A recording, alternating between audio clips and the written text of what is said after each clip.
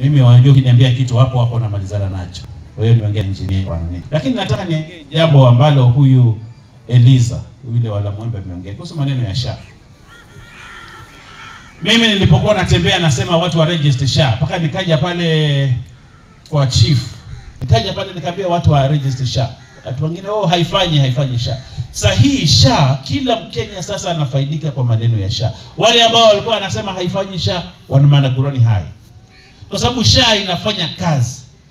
Juzi pale ofisini mimi nilikuwa na mtoto pale, mama amelazwa kule Kenyatta National Hospital Nairobi. Bili imekuja 849,000. Lakini ngapi? Nani? Na yule mama akaja pale akasema mimi sijui tutafanya nini. Mama nimtumia kare vikara kibaki huko 899 tutafanya nini? Siwaambie SHA walipa. Aliposema SHA wakalipa 600,000. Wakalipa pesa ngapi? 600,000. Sasa yote wakalipa.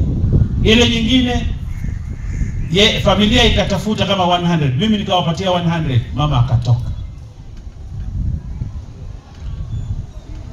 Kwa sababu alikuwa ameregister wapi? SHA.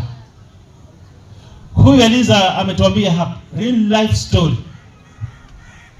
Wakati niko swali wewe ukigurani Mkongo hivi mwanangu Mkongo na mpango wapi? Mratosa muunda mwende mguze. Nakala buna. Ninyi mnanielewa, lakini mimi nataka kama kuna mtu haja register SHA hapa, akitoka hapa hakikishe ameregister SHA yeye na watoto wake. Maana Kongo kumanya unakuzali. Lakini ukija uwe unakinga, ndio sababu inaitwa insurance.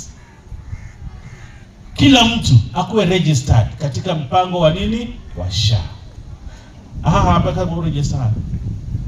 Kama nimekuregister, halafu wako na shida, si watakuja kwangu. Tunataka tulipe